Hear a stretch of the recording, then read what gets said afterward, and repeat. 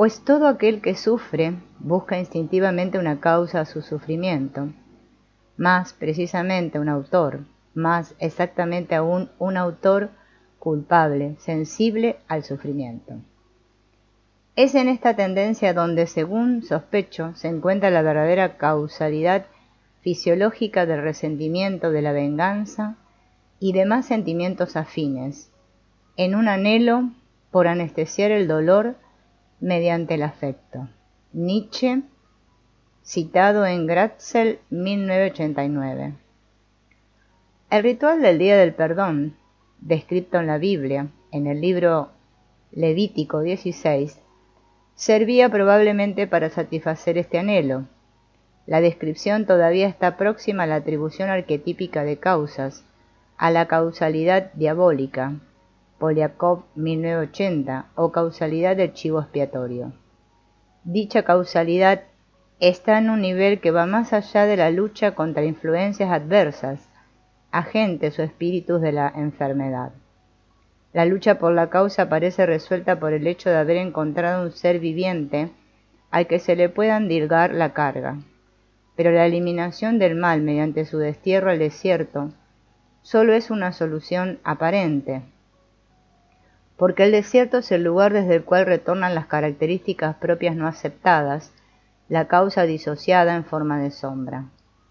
Es el lenguaje cotidiano que denominamos chivo expiatorio, a alguien sobre quien se puede descargar la culpa y la responsabilidad. Como muchas expresiones idiomáticas que se usan superficial o humorísticamente, las comparaciones cotidianas con el chivo expiatorio apenas dejan entrever ya una relación con el ritual bíblico. Y sin embargo, la siguiente pregunta de un teólogo contemporáneo no es en absoluto retórica. ¿Necesitamos un chivo expiatorio? La reflexión filosófica nos enseña a distinguir entre el mal como malum morale y la negatividad en el reino de la naturaleza malum physicum. El sufrimiento, la invalidez y la enfermedad pertenecen al segundo grupo. Como seres racionales no nos plantearíamos nunca la pregunta del apóstol Juan en 9:2, Rabí, ¿quién pecó, él o sus padres, para que haya nacido ciego? El pensamiento bíblico critica reiteradamente este tipo de relaciones entre determinados hechos y el destino de una persona, y dirige su atención al carácter social de la enfermedad, descubriendo de esta forma el mecanismo de la identificación con el chivo expiatorio, por ejemplo, en la imagen del siervo de Dios. Así es como también en el Nuevo Testamento aparecen los demonios que alteran el orden natural, pero estos se deben distinguir de la realidad de Satanás opuesta a Dios. Las representaciones de demonios, curaciones y expiaciones tienen sin embargo un motivo arquetípico común que vamos a describir con ayuda del ritual bíblico del chivo expiatorio. Como lo expresó Silvia Pereira en 1986, entendemos la vida psíquica de los hombres contemporáneos que están identificados con el complejo del chivo expiatorio como manifestación de una distorsión patológica de la estructura arquetípica del rito hebreo. En lugar de descartar las representaciones del chivo expiatorio en su totalidad por su carácter mitológico, intentaremos diferenciar entre el arquetipo del chivo expiatorio y el complejo del chivo expiatorio. Nos preguntaremos además qué características podría tener en la actualidad una simbología viviente que permitiera expresar la tensión de la oposición propia de este arquetipo. Solo cuando hayamos explicado el significado del chivo expiatorio para nuestra cultura judeo-cristiana, a nivel de las imágenes arquetípicas, podremos señalar criterios que expliquen cómo los individuos pierden su libertad, debido a identificaciones con el chivo expiatorio, o por el contrario, cómo pueden encontrarse consigo mismos mediante la desidentificación, la toma de conciencia y la liberación de los mitos, de las imágenes divinas y de las identificaciones con complejos que se vuelven tanto más autónomos y escindidos cuanto más altivamente por encima de ellos se ubique nuestro yo colectivo. Esto va mucho más allá de una desmitologización superficial. El ritual para el día del perdón. Levítico 16:1-34. El Señor habló con Moisés después de la muerte de los 2 hijos de Aarón que murieron por haberse acercado demasiado a la presencia del Señor. Y dijo el Señor a Moisés: Dile a tu hermano Aarón que no entre en cualquier hora en el santuario que está tras el velo, ni ante la tapa que está sobre el cofre, para que no muera, porque yo me hago ver en la nube sobre la tapa. Solo en estas condiciones podrá entrar Aarón en el santuario, con un novillo para el sacrificio por el pecado y un carnero para el holocausto. Se vestirá con la túnica sagrada de lino, se pondrá los calzones de lino, se ceñirá la faja de lino y se cubrirá con la tiara de lino. Estas son las vestiduras sagradas que vestirá después de haberse lavado con agua. Recibirá de la comunidad de los israelitas 2 chivos para el sacrificio, por el pecado y un carnero para el holocausto, y después de ofrecer su novillo por el pecado, para obtener el perdón de sus propios pecados y de los de su familia, tomará Aarón los 2 chivos y los presentará ante el Señor, a la entrada de la tienda del encuentro. Luego echará suerte sobre los 2 chivos, una para el Señor y otra para Azazel. Presentará el chivo sobre el cual haya caído la suerte, para el Señor, ofreciéndolo como sacrificio por el pecado. El chivo sobre el cual haya caído la suerte para Azazel, lo colocará vivo delante del Señor para obtener el perdón de los pecados y echarlo al desierto, para Azazel. Entonces ofrecerá a Aarón su novillo por el pecado, para hacer expiación por sí mismo y por su casa, y lo inmolará. Tomará después un incensario lleno de brasas tomadas del altar que está ante el Señor y 2 puñados de incienso aromático en polvo, y llevándolo detrás del velo, pondrá el incienso sobre el fuego, delante del Señor, para que la nube del incienso envuelva la tapa que está sobre el cofre del pacto, y él no muera. Tomando luego la sangre del novillo, rociará con su dedo el lado oriental de la tapa, y con su dedo hará 7 aspersiones de sangre delante de la tapa. Después inmolará el chivo como sacrificio por el pecado del pueblo, y llevará su sangre detrás del velo, haciendo con su sangre lo que hizo con la sangre del novillo. Rociará la tapa y su parte anterior. Así purificará el santuario de las impurezas de los israelitas y de sus rebeldías en todos sus pecados. Lo mismo hará con la tienda del encuentro que mora con ellos en medio de sus impurezas, mientras Aarón esté dentro del santuario para obtener el perdón de los pecados, y hasta que él salga nadie deberá estar en la tienda del encuentro. Una vez que haya obtenido el perdón de los pecados de él y de su familia y de toda la asamblea de Israel, saldrá para ir a purificar el altar que se halla ante el Señor. Tomará un poco de la sangre del novillo y del chivo y untando los cuernos en torno del altar, hará sobre él con su dedo 7 aspersiones de sangre, y así lo purificará y lo separará de las impurezas de los israelitas. Cuando Aarón haya terminado de purificar el santuario, la tienda del encuentro y el altar, mandará traer el chivo que aún esté vivo. Imponiendo ambas manos sobre la cabeza del chivo vivo, hará confesión sobre él de todas las iniquidades de los israelitas, y de todas las rebeldías en todos los pecados de ellos, y cargándolas sobre la cabeza del chivo, lo enviará al desierto por medio de un hombre dispuesto para ello. Así el chivo llevará sobre sí todas las iniquidades de ellos. Hacia una tierra árida soltará el chivo en el desierto. Luego entrarán a Aarón en la tienda del encuentro y despojándose de las vestiduras de lino con que se había vestido al entrar en el santuario, las dejará allí. Lavará su cuerpo con agua en lugar sagrado y se pondrá sus vestiduras. Después saldrá y ofrecerá su holocausto y el holocausto del pueblo, y así obtendrá el perdón por sus pecados y los del pueblo, y quemará sobre el altar el cebo de la víctima por el pecado. El hombre encargado de soltar el chivo para Azazel lavará sus vestidos y bañará su cuerpo en agua. Después de esto podrá entrar en el campamento.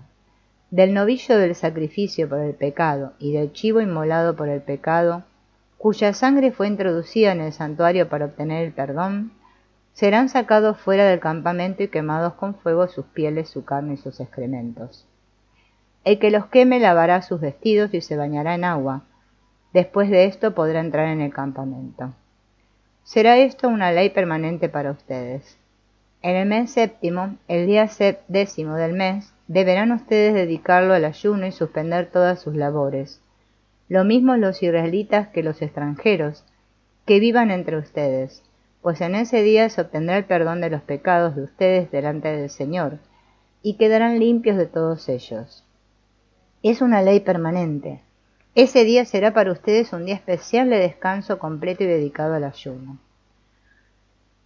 El sacerdote que haya sido escogido, a quien se le haya dado plena autoridad para ocupar el lugar de su padre como sacerdote, celebrará el rito para obtener el perdón de los pecados. Él se vestirá las vestiduras de lino, las vestiduras sagradas, y hará la purificación del lugar santísimo, de la tienda del encuentro y del altar, y hará la purificación por los sacerdotes y por todo el pueblo de la asamblea. Esta será una ley permanente. Para ustedes, una vez al año se celebrará el rito para obtener el perdón de los pecados que hayan cometido los israelitas. Y se hizo tal como el Señor se lo ordenó a Moisés. Por diversas razones, el ritual del Yom Kippur, que antecede en el Levítico directamente al código de santidad, les causará una impresión extraña, arcaica y mágica a la mayoría de los que escuchan esto. Nos confronta directamente con representaciones arquetípicas reprimidas, que ya no podemos vivenciar en su forma originaria y por lo tanto solo alcanzamos a leer con la discontinuidad de nuestras propias representaciones fragmentarias del chivo expiatorio. Para nuestro pensamiento moderno es esencialmente chocante la falta de distinción entre santidad de culto y santidad ética. La teología sacerdotal del Día del Perdón ve en el pecado una relación de tensión entre el hombre y Dios que se supera mediante el sacrificio. Pero también debe ser expiado quien padece una enfermedad de la piel o se ha vuelto impuro por haber estado en contacto con un cadáver o con líquidos corporales. La etnología comparada demuestra que no solo los hombres de la antigüedad, sino también nosotros, los hombres modernos, vivimos en esferas rígidamente separadas, que no nos gusta mezclar, dado que llevamos en nosotros los ideales de la santidad y de la divinidad. También percibimos la película de suciedad que siempre vuelve a cubrir nuestra persona máscara. Los meticulosos preceptos de purificación del Levítico respecto de la muerte, la enfermedad y la sexualidad expresan esta necesidad arcaica de separación y de protección, aunque a menudo se los haya interpretado equivocadamente como juicios de valor en relación con la muerte. Herzog habla de un tabú que va más allá de lo moral e implica tanto a los médicos como a una profesión felizmente caída en el olvido en Alemania, a saber, la de los verdugos. Sin embargo, este tabú parece vincularse con una especie de fascinación y con la proyección de una fuerza sanadora sobrenatural. El concepto de sacrol se deriva de sancire, fijar, delimitar. Se refiere, por lo tanto, en primer lugar a un lugar de culto delimitado. Templum, témenos. Jung describe con el término témenos el ámbito de un complejo delimitado por el yo necesitado de protección. A través de la ayuda de la función sacerdotal del analista, en el espacio del psicoanálisis se puede dar el encuentro curativo y a la vez inquietante por su extraña familiaridad con contenidos del inconsciente. En primer lugar, el ritual del Yom Kippur se lleva a cabo en el interior del templo, en el límite con el Sacta Sanctorum, que el sacerdote solo puede pisar una vez al año, ese día. El santuario atrae de modo casi magnético la impureza y por eso necesita expiación. El traspaso de los pecados a chivo expiatorio es la forma más extrema de atribución causal sumada a una amplificación extático sacral del sentimiento correspondiente y a una descarga colectiva de agresión mediante la eliminación de la causa del mal. Externalización real. Paradójicamente, el lugar de la presencia divina es también el lugar de la crisis, donde se revela lo sacrílego, lo condenado, que también se denomina sacer en latín. Mediante el derramamiento de la sangre del animal sacrificado se santifican los chivos expiatorios, a pesar de que, y justamente porque han entrado en contacto con el pecado, sacrificere, hacer sagrado, sacrificar. Jung cita la interpretación de Preswara del ser santificado mediante el Espíritu de Jesús. Sagrado se dice por Dios e igualmente se dice condenado por Dios, en la estrecha franja de bendición y maldición. Y allí, totalmente entregado, dentro del Sanctam Sanctorum, la impureza y la expiación se condenan en la tapa, caporat, del arca, que le ha dado su nombre a todo el ritual. En el Nuevo Testamento, Jesús es denominado instrumento de propiciación, caporat. Jesús ejerce una función sacerdotal al liberar a los poseídos de su expulsión al desierto social. A los leprosos curados los envía a ver a los sacerdotes para que hagan un diagnóstico oficial de su salud y pureza recuperadas. Según el Levítico, incluso una casa leprosa debe ser purificada mediante la expiación. Para nuestro pensamiento actual es difícil entender el significado de la sangre derramada para el rito de la expiación. En el ritual sacerdotal, la aspersión de la sangre hace completa la entrega de la vida de quien ofrece el sacrificio a Dios y a lo sagrado, como se expresa simbólicamente al colocar las manos sobre el animal. El pecador se identifica con la víctima que morirá. Lo más llamativo es, sin embargo, el destino de los dos chivos, que no está ligado al lugar sagrado y remite a la etapa temprana de la religión judía, muy anterior a la era del templo. Desde tiempos remotos, el chivo expiatorio, en el ritual de la sangre,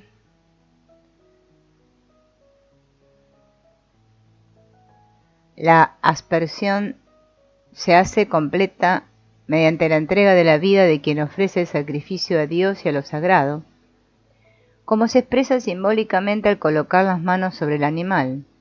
El pecador se identifica con la víctima que morirá.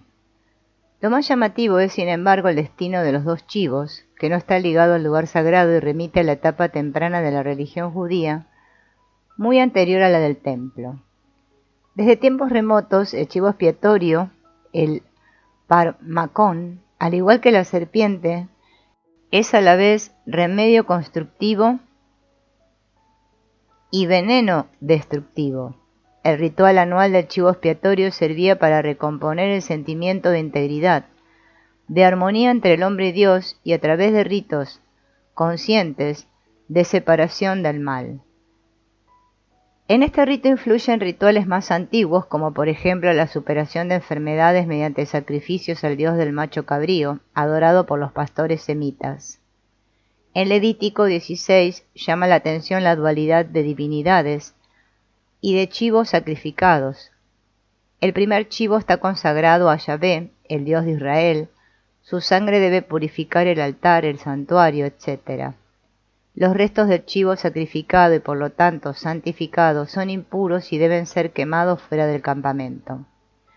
El segundo chivo es consagrado por la suerte echada a Azazel, un demonio del desierto. Este chivo es expulsado al desierto con los pecados del pueblo, pecados que le fueron traspasados al apoyar ambas manos sobre su cabeza. Previamente se lo presenta a Yahvé. De este modo se legitimó la adopción de un rito pagano. ¿Cómo se transforman en un complejo estas representaciones arquetípicas? ¿Cómo se llega a la pérdida de sentido y a la perversión de los símbolos vivientes que expresan la tensión de la oposición del arquetipo? Pereira, en 1986, menciona en primer lugar la disolución de la relación arquetípica con lo sagrado. Hemos conservado la estructura del arquetipo del chivo expiatorio de modo parcialmente reprimido, es decir, sin el trasfondo simbólico vivo de los antiguos rituales.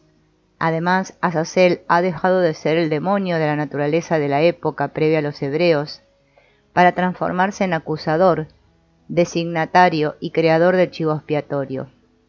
En lo externo, este rol de Azazel es asumido por la familia que acusa a un individuo identificado con el complejo del chivo expiatorio o se proyecta sobre el terapeuta.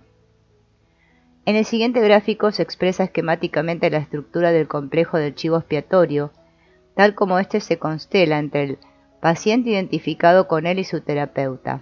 El eje vertical de la cruz punteada separa el lado del paciente del lado del terapeuta y expresa la decisión interpersonal cuando el modelo de relación del complejo del chivo expiatorio aún no ha sido trabajado.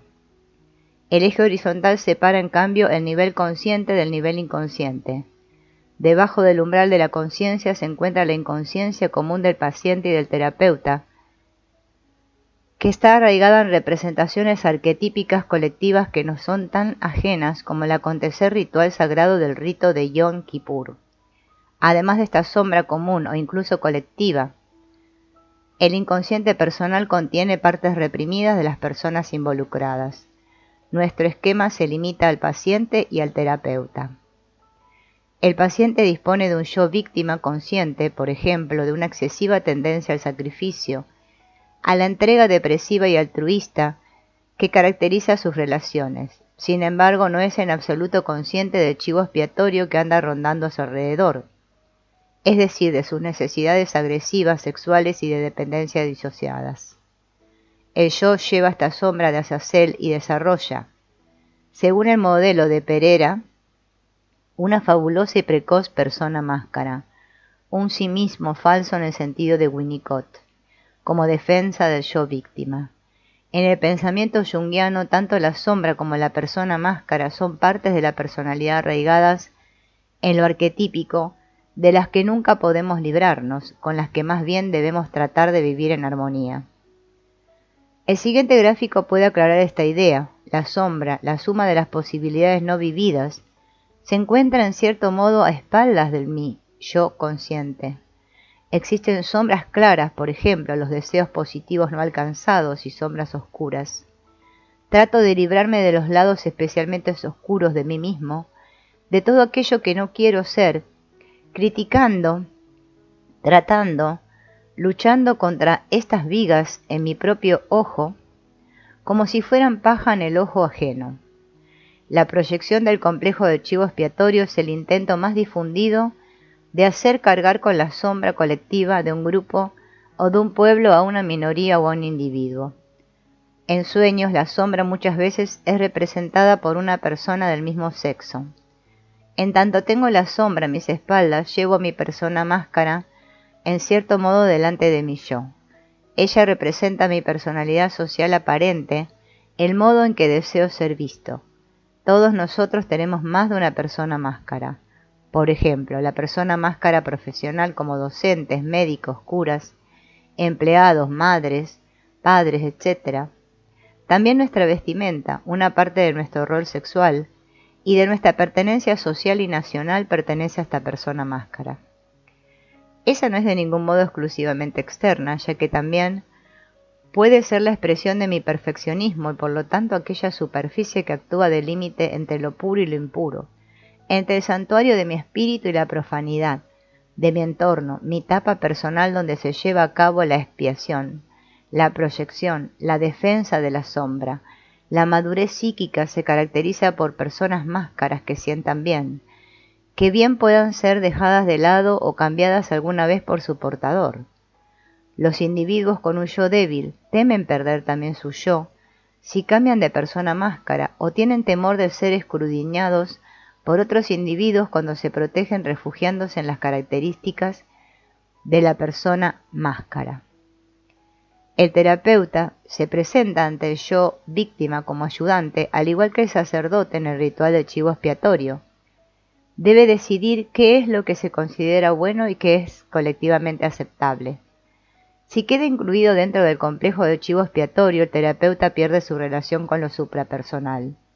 Como un falso sacerdote, se confabula con el acusador interno del paciente, asumiendo las proyecciones correspondientes, para obligar a la persona a una adaptación que no tiene en cuenta su mundo interno y funciona solo con máscaras que obviamente no pueden ser integradas. Para que surja el complejo del chivo expiatorio es necesario que la polaridad del arquetipo se haya vuelto intolerable. El paciente que se identifica con el chivo expiatorio lleva dentro de sí al acusador interno inconsciente, transfiriéndolo al terapeuta idealizado o a voces paternas o colectivas severas. De este modo, siempre vuelve a encontrar una persona de referencia, la confirmación para la implacabilidad de la propia mentalidad interna, de chivo expiatorio y de víctima. El terapeuta, por su parte, reprime su propia sombra de chivo expiatorio y su yo consciente está inflacionado de modo compensatorio mediante el ideal del Redentor, que salvará a la víctima. En la imagen arquetípica del Mesías se unen los motivos del inmolado, del siervo sufriente, despreciado y rechazado y del soberano. Por eso el Yahvé sufriente también es el soberano exitoso y glorioso. El complejo de chivo expiatorio, en cambio, consiste en la disociación masoquista de este aspecto dominante del arquetipo de chivo expiatorio. Mientras él o la paciente no tengan acceso al cetro de su propia soberanía, ya sea de la propia masculinidad, de la propia femineidad contenedora, seguirá estando presente la decisión intrapersonal entre el yo víctima consciente y el yo que lleva la sombra, enajenado, acusatorio y acorazado tras la persona máscara. Quienes se identifican con el chivo expiatorio llevan.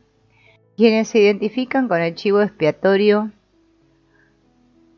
llevan la carga de la divinidad principal de nuestra era, pues el arquetipo del Mesías como siervo sufriente es parte del núcleo de la psique occidental. Padecen de inflación negativa, exilio y disociación. Se interrumpen sus relaciones adaptadas al mundo exterior y a sus propias profundidades interiores, pero incluso cuando pueden desidentificarse de la carga del complejo, tienen una relación especial con el arquetipo. El complejo se convierte en un núcleo de la vida. Por lo tanto, están destinados a vivir conscientemente con el complejo. Este sentimiento de integridad recuperado permite abandonar el colectivo y seguir adelante de modo consciente y minucioso con una parte de la propia sombra. Erich Neumann sugiere además que, al llevar la propia sombra, se libera el colectivo. A diferencia de lo que sucede con la psicología del chivo expiatorio, en la cual el individuo carga el mal propio sobre los débiles, en este caso se da el fenómeno inverso, a saber, el del sufrimiento en representación. El individuo asume una parte de la carga colectiva bajo su responsabilidad y desintoxica e integra el mal en su tarea de modificación interna. Si este proceso se logra, lleva a una liberación interna del colectivo que es redimido, por lo menos parcialmente, de este mal. Nuestro pensamiento moderno puede dejar de lado los rituales descritos en el Levítico por tratarse de mitología o declararlos racionalmente superados. Sin embargo, las investigaciones del teólogo de Innsbruck, Raimund Schwager, que sigue a René Girard, señalan que estos intentos de represión, encubiertos por un tinte científico, no resuelven la problemática, sino que solo la enmascaran. El chivo expiatorio aparece como condenado y como salvador, sacer. En la aspersión de la sangre se descubre la disposición a la violencia del grupo, y ésta se resuelve mediante la proyección, a costa de la víctima. El sacrificio ritual humano en el antiguo México se relacionaba con la idea de que aquel a quien se elegía como víctima era la encarnación de un dios. Por eso el canibalismo ceremonial se entendía como comunión. En azteca, teocualí, comida de los dioses, este aspecto del sacrificio humano va más allá de la ingestión ritual supletoria de carne del animal sacrificado o de panes con motivos sagrados.